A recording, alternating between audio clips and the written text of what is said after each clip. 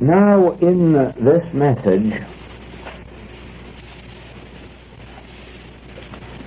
it is very important to know that knowing this truth is only the first part of its demonstration.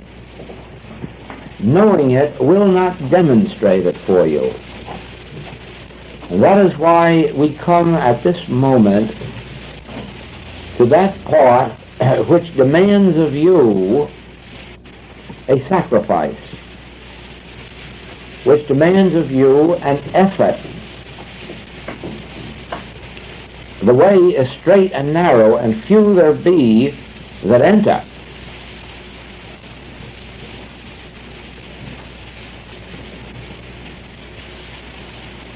I am not come to bring peace, but a sword.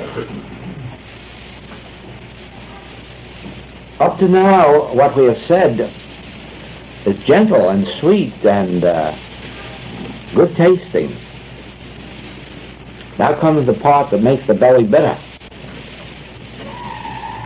Now comes that part which is living this truth. You will find it difficult to remember this truth. You will find it difficult to know that I and the Father are one and all the Father hath is mine, but the difficulty comes in living it, and it is only in the living of it that you can demonstrate it. In other words, you might declare,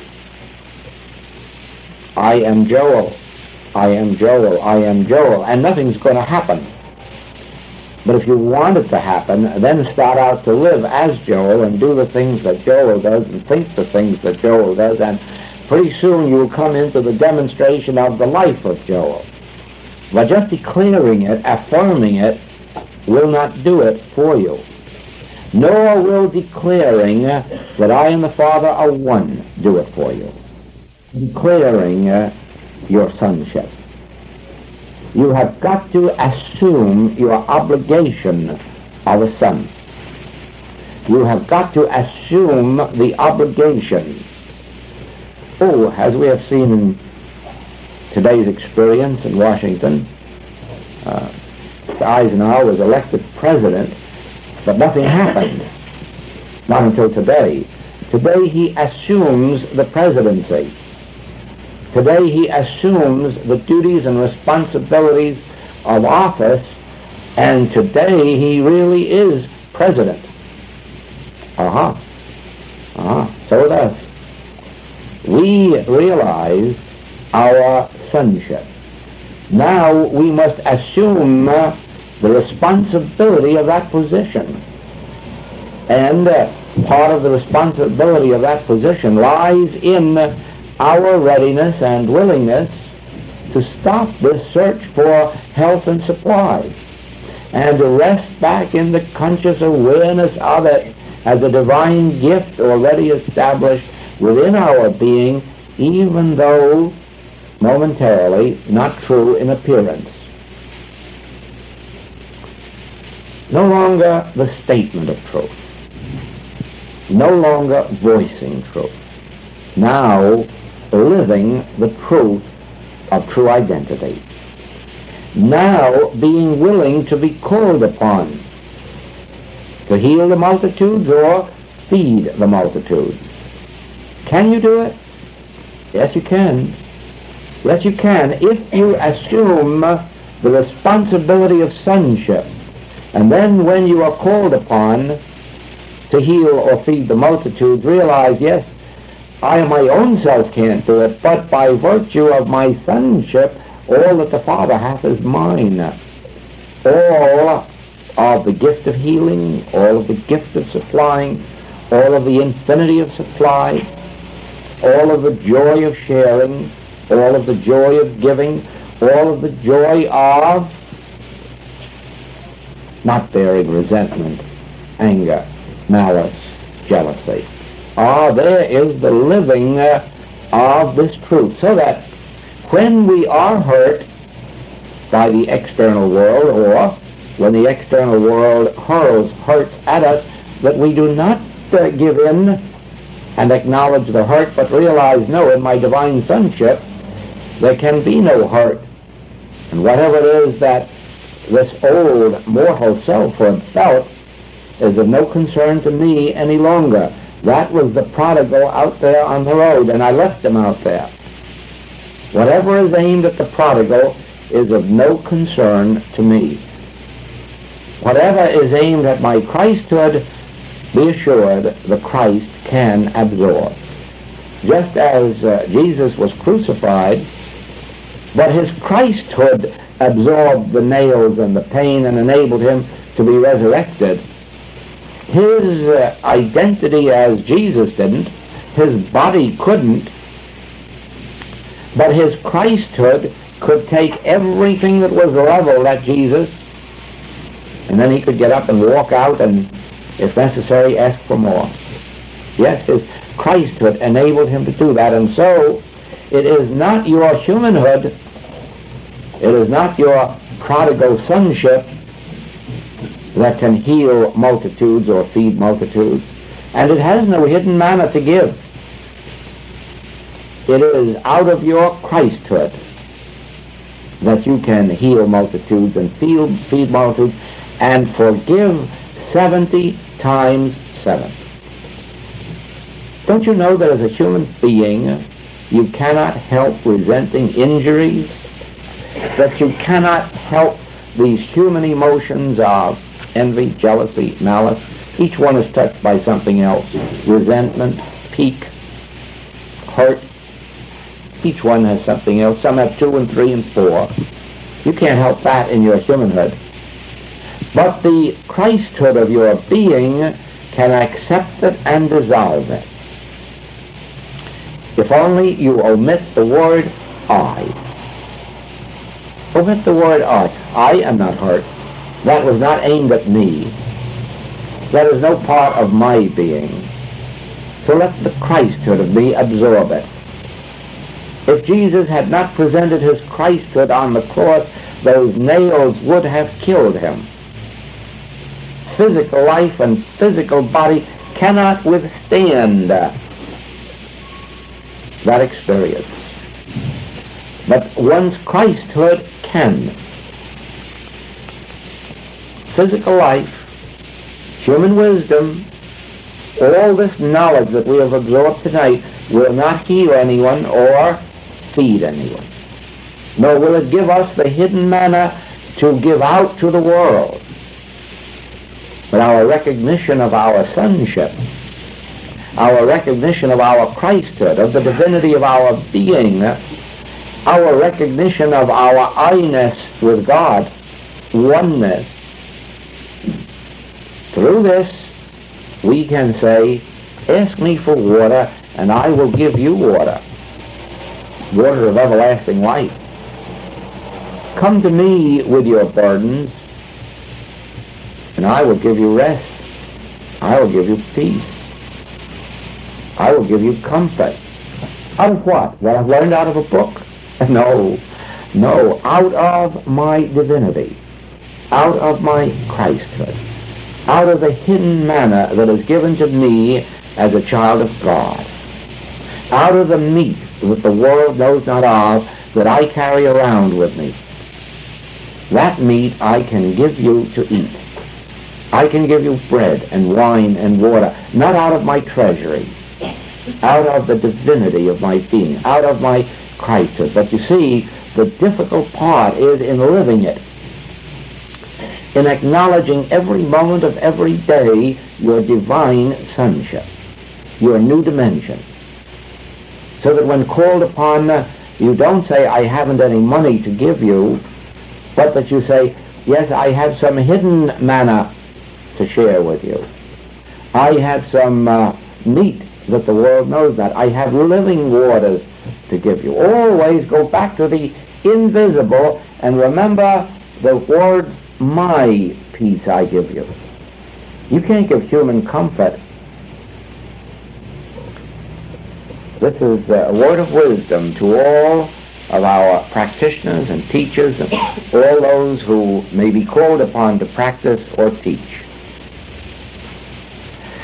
I don't care what your past marital or business experience may be or may have been, it is not sufficient to warrant you in advising anybody on their marital affairs or business affairs.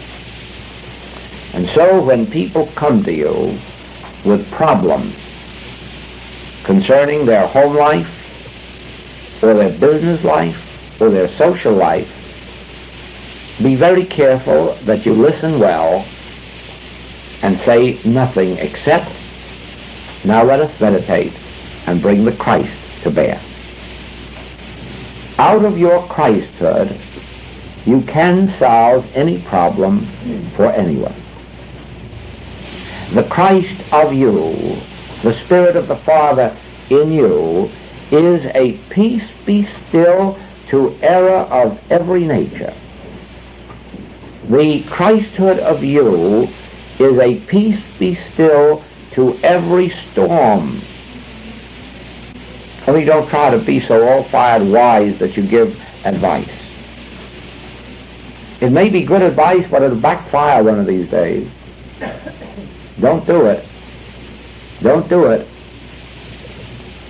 The saddest experience has come to those practitioners and teachers who have tried to advise patients and students on their home life, their business life, and their investments.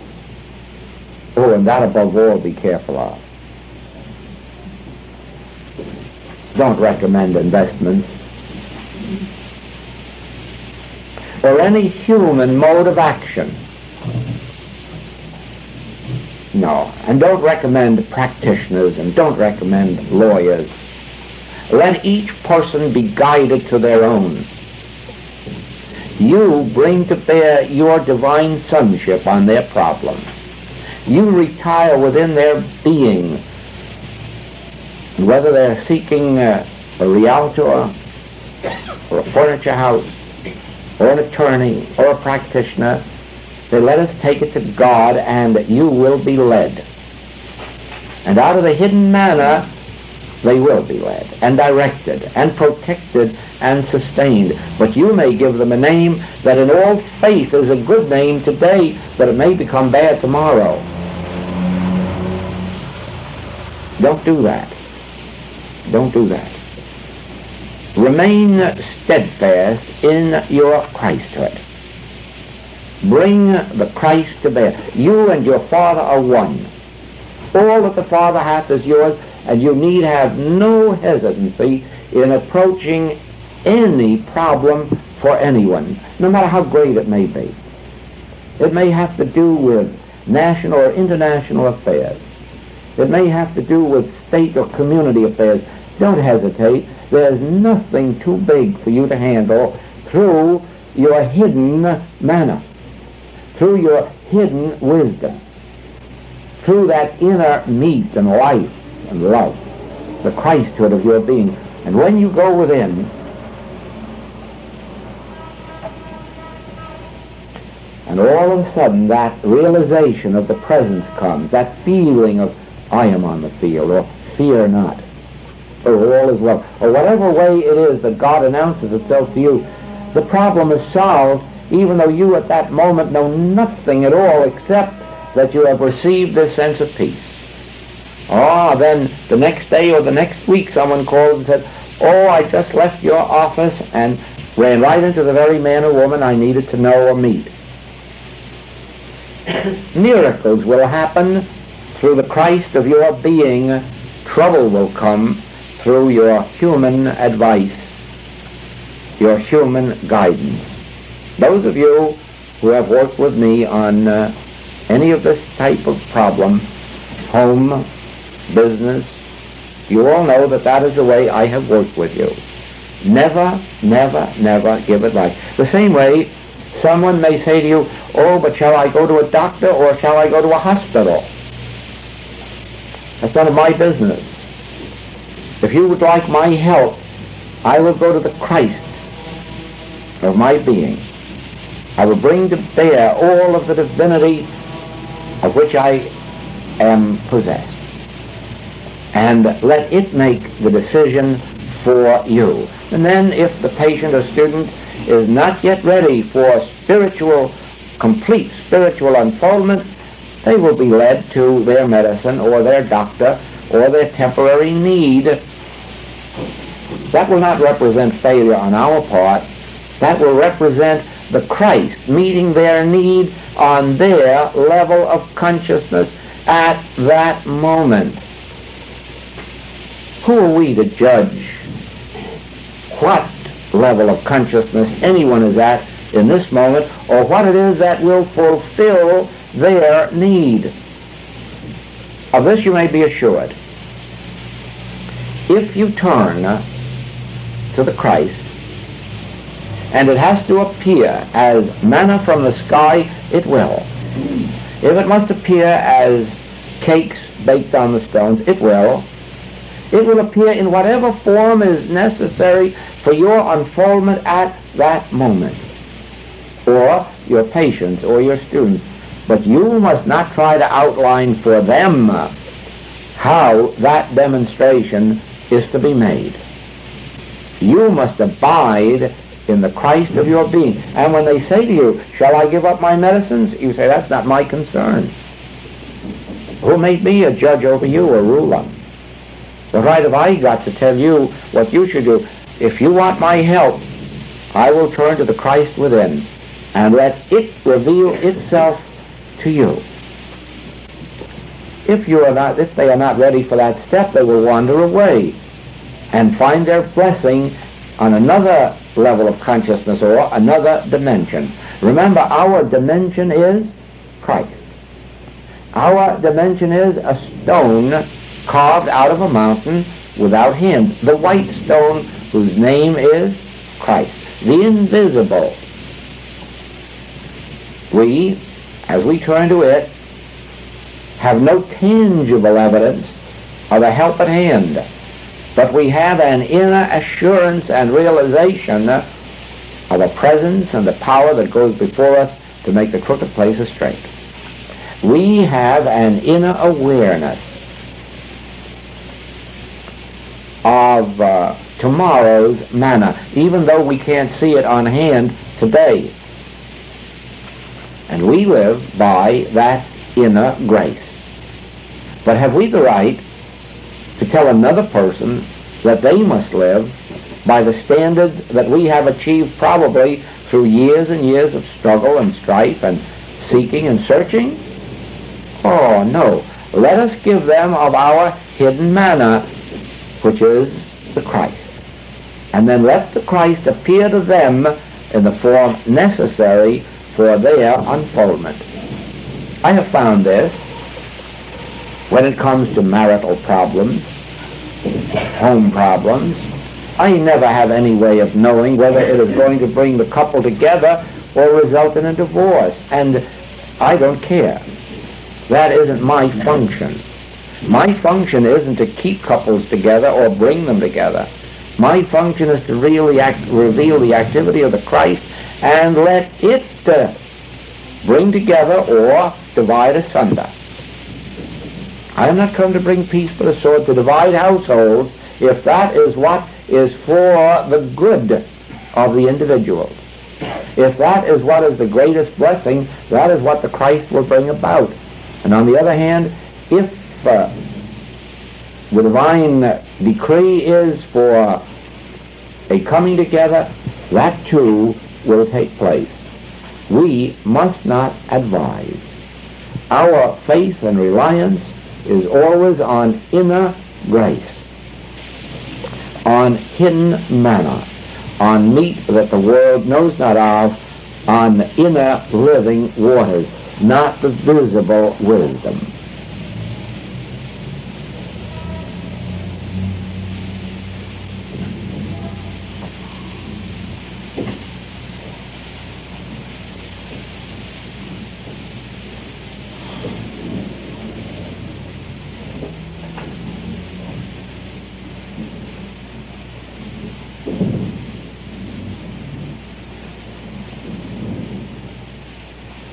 Now,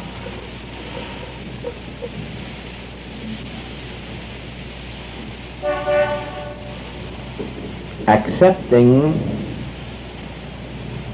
our robe and ring, our symbols of divine sonship, we release and we relinquish all desire for person, place, thing, circumstance, or condition. We retire quietly and gently into the center of our own being,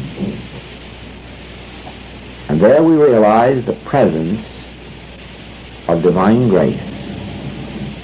There we acknowledge that henceforth we live not by might, nor by power, not by struggle, not by strife, but by the grace of our sonship. Let us understand the word grace with a new meaning. When we say now, I live by grace, we mean I live by the grace of my sonship, just as your child is living by grace, by your grace unto it, by the grace of your parenthood to it. So we live by grace of our Father, the grace of inheritance, the grace of gift. Our good is ours as the gift of God, divine grace, and we accept it. And we acknowledge, while we are inside the Spirit, that as all that the Father hath is mine, so I am free, silently of course, to invite the whole world in to sup with me. Come, come, all ye that labor and are heavy laden, come to this feast, to this spiritual feast. Let me share with you that which has come to me as the gift of God, divine grace.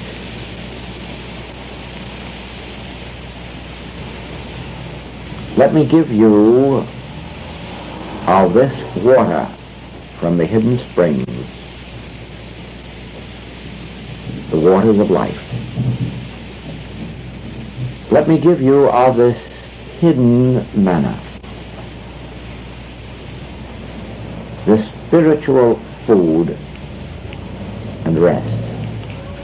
Let me share with you this inner meat,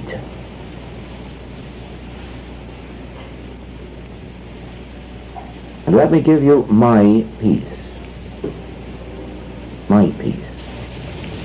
gentle peace, the peace that passeth understanding, and the peace that goes before you to make the crooked places straight.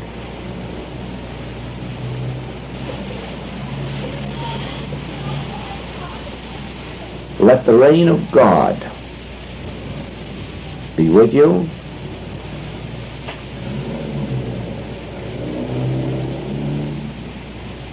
for his kingdom, this kingdom, endureth forever. Withdraw your gaze from the outer realm, and in the silence of your being realize, I am home in me.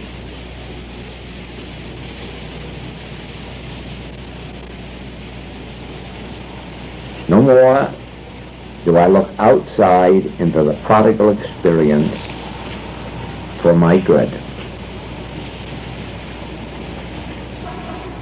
I do all the work that the Father gives me to do every moment, whatever its name or nature, knowing that as I do it to the utmost of my present ability, It fits me for more work and always higher work in His service.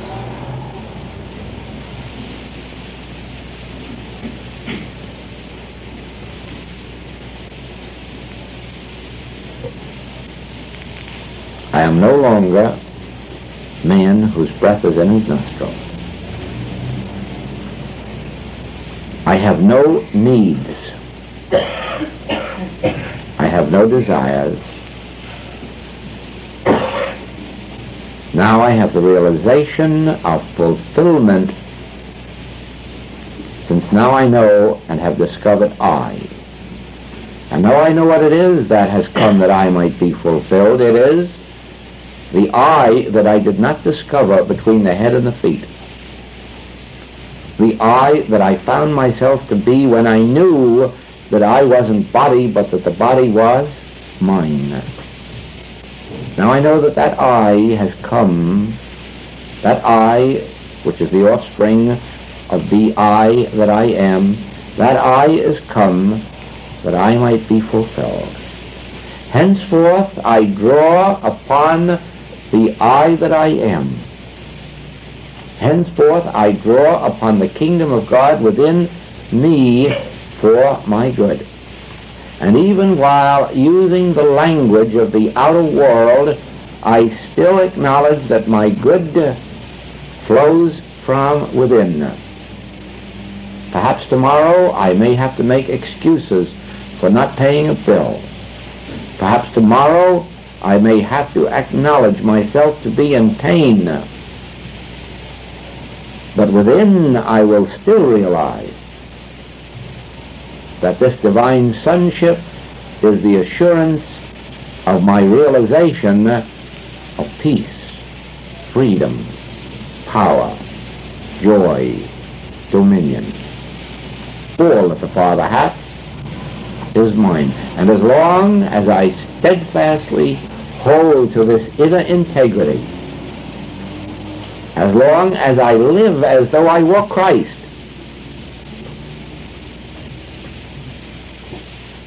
the outer picture will soon begin to conform to my inner awareness.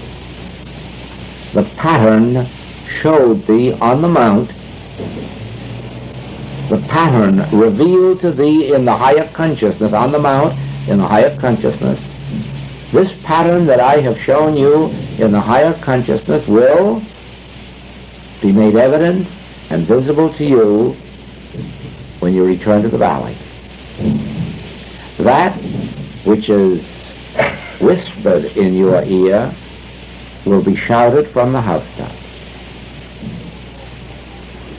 If you can accept your true identity and live in the awareness that you would welcome the whole world to come to you for comfort, substance, supply, guidance, healing,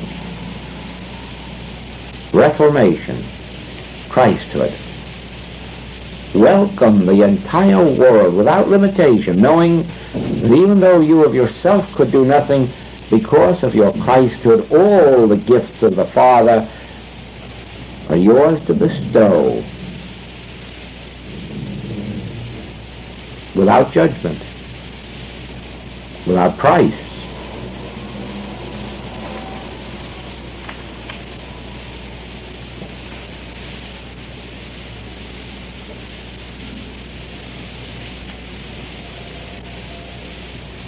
Is there one among you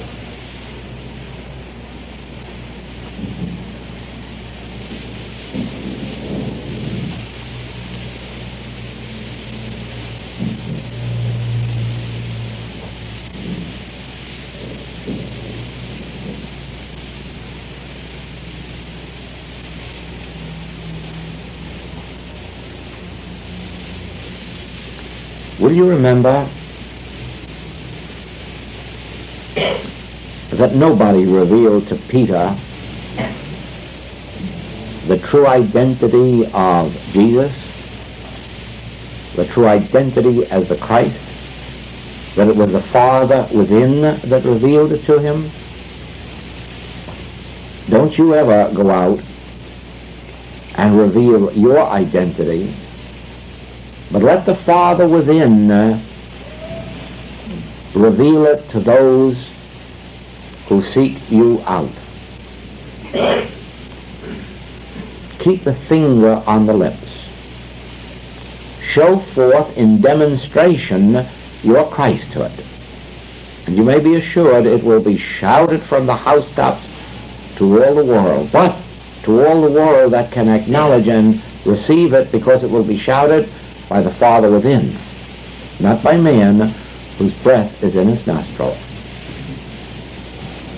Show forth by your demonstration that you have received a new name, no longer man whose breath is in his nostril, no longer worm of the dust, no longer a beggar seeking health and wealth.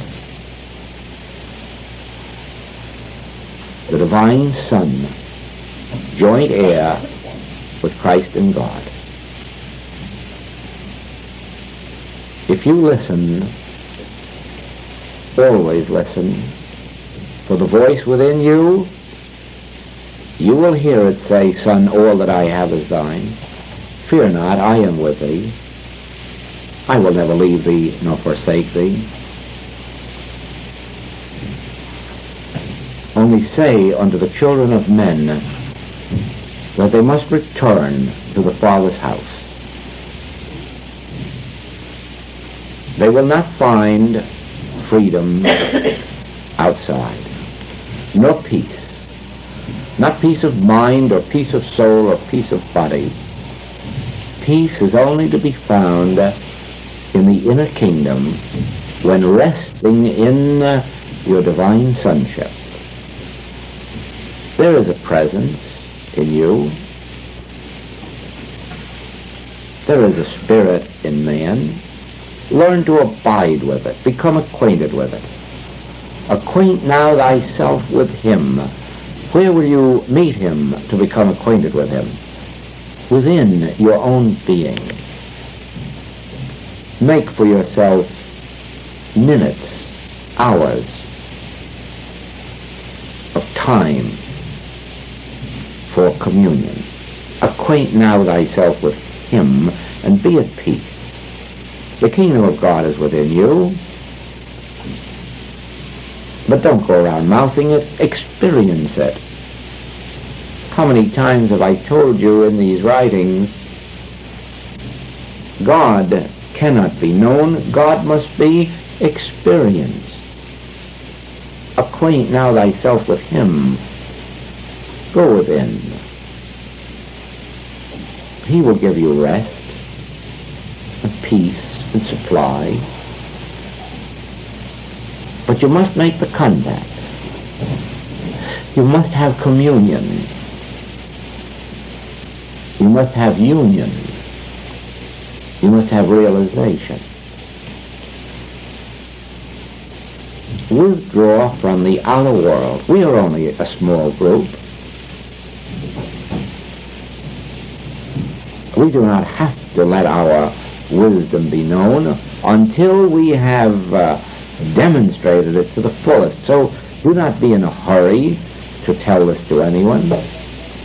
Be quiet. Be quiet. No one is asking you to advertise it. No one is asking you to proselyte for it. No one is asking you to make it known. Make it your own. Make it your own. Let us be just a dozen people or a dozen hundred people who have found the kingdom of God within our own being, who have found this hidden manna. And then the world will come to us for healing, for help, for regeneration. Live as though you were the Son of God, as you really are. Refute all appearances to the contrary. Stand fast in the faith that you have gained here tonight. Stand fast in the assurance that you have received within your own being that this is the truth of your identity. That only divine sonship is the truth of your identity. Rest from the mental and physical struggle to achieve, to attain, and let the kingdom of God flow forth from you. Oh, I will never leave you nor forsake you. Whithersoever thou goest, I will go. You can't get away from I. And I have come that ye might be fulfilled. In quietness and in confidence shall be your strength. In the assurance that the Lord is my shepherd.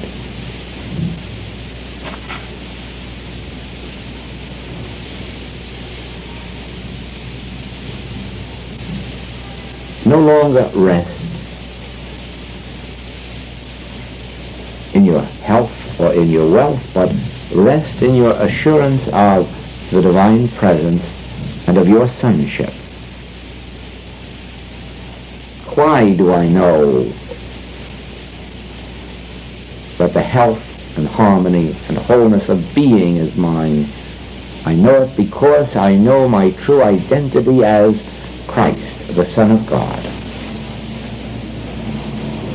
Know ye not that ye are God's? Know ye not that ye are the temple of God? Do you not know that the tabernacle of God is with men? The tabernacle, the temple, the body, the business, the health, the harmony, the wholeness of God is with men by right of sonship. By right of sonship. By right of sonship, my manna is stored up within me. By right of sonship, the spiritual meat and spiritual water are stored up within me. How much of it? All that the Father hath. Come to these waters. Eat and drink. Say that to the world. Invite the world to come to you.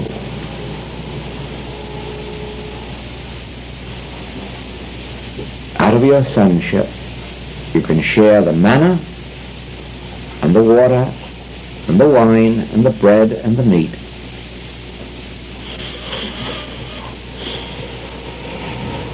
Thank you, thank you, thank you.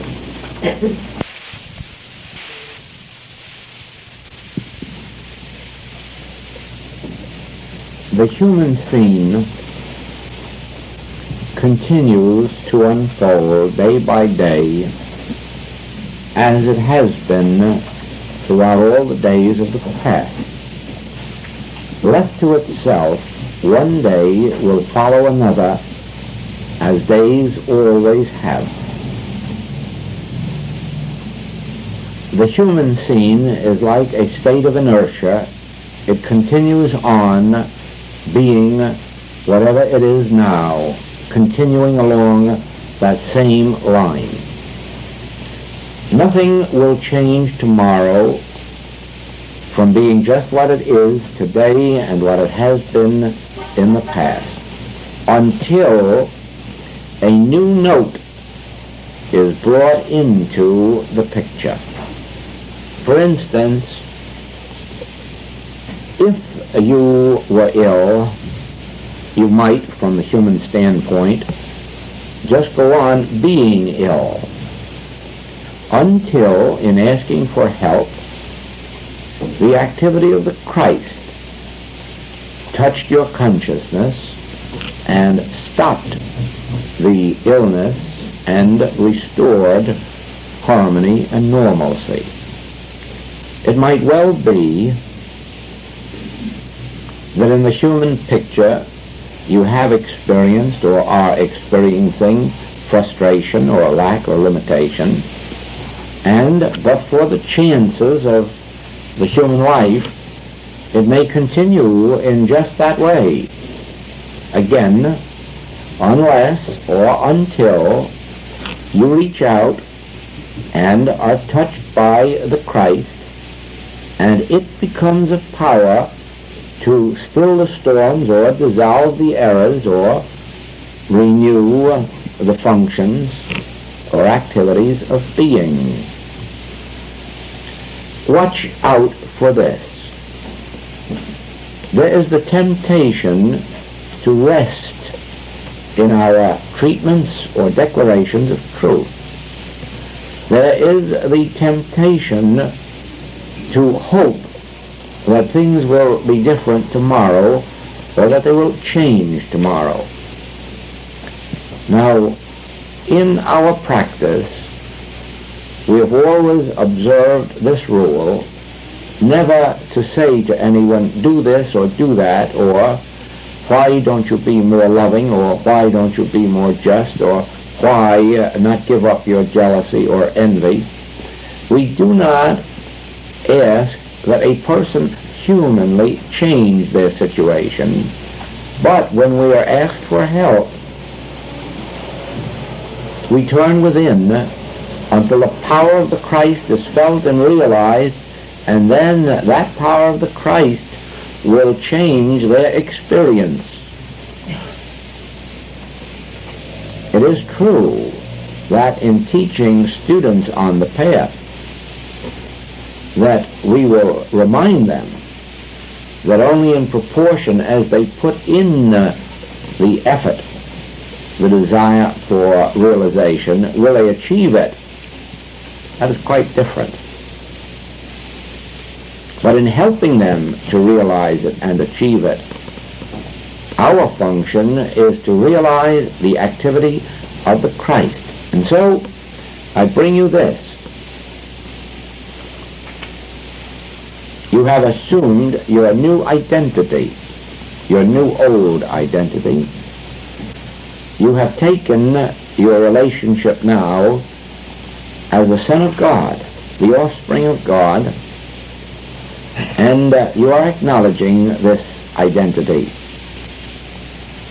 Now remember that each day, at least once, if possible more often, retire into your inner being for the touch of the Christ, for the realization of the present. Whether or not you achieve it at first is not the important thing.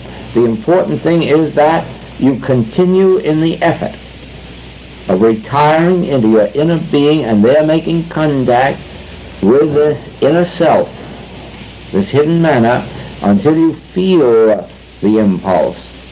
Then you will know that whatever the circumstances of your human experience, whether of your body, of your business, of your home, of your health, of your wealth, now a change will take place, and a change for the better. It is this inner sense of God's presence, this inner realization of your divinity that will appear outwardly as the changed condition. Do not look for any change except in proportion as through your practitioner or teacher or your own contact that the activity of the Christ has been realized and felt within. At first, you are, of course, seeking this through your practitioner or teacher, or with the help of your practitioner or teacher. And your practitioner or teacher achieving this Christ in your behalf will bring about a change in your outer affairs. But remember that ultimately this responsibility will be on your own shoulder to make this contact for yourself.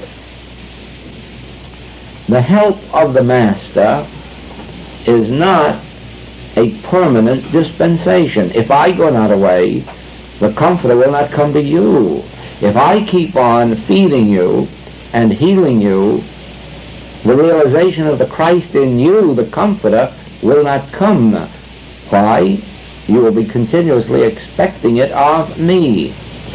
That is no reason why any student should not reach out to their practitioner or teacher for help as often as may be necessary to bridge over the period until they themselves reach that Christ consciousness. And even after that, there may be some periods in which they still will require the help of one further along the path than they. That is legitimate. But only remember this, that the change in the outer appearance will only come as the activity or presence of the Christ is realized. And so, whether at first it is through your practitioner or teacher, whether it is ultimately through your own realization, only that touch of the Christ within will change the picture without. Otherwise, as there have been 7,000 years of, unknown 7,000 years of war, strife, famine, volcano, earthquake, so there will be another 7,000 unless and until the Christ is introduced into the picture that changes the entire outer scene. Christ is a living presence and power. Christ is the greatest power ever known or realized or demonstrated. The Christ in all times, and for all those who have achieved it, has overcome the world. Overcome all of the strife in the world. Not for the world, for you and for me who have discovered it and felt it, and for those who have. Everyone who has ever achieved the Christ has been set free from the trials and tribulations and strifes of the world. And spiritual teachers only experience discords and inharmonies in proportion as they are experiencing it on behalf of their students or patients. In other words, for themselves, for their individual lives, they are free. Jesus the Christ was free of all discords and inharmonies for himself. And whatever he suffered because of his work with his students and his patients and his world. And so with every master, with every revelator, with every teacher, there has come enough of the activity and realization of Christ to set them free forever from the discords and inharmonies of the world. But as they take on the burdens of their world, their practice, their patience, they also come under a sense at times of the struggle of the world. Now remember this, your world of tomorrow will be the same as your world of today, except in proportion as the touch of the Christ is realized. Once the Christ is realized and felt in the inner kingdom, it manifests in the outer world in every form necessary to our daily harmony. Thank you.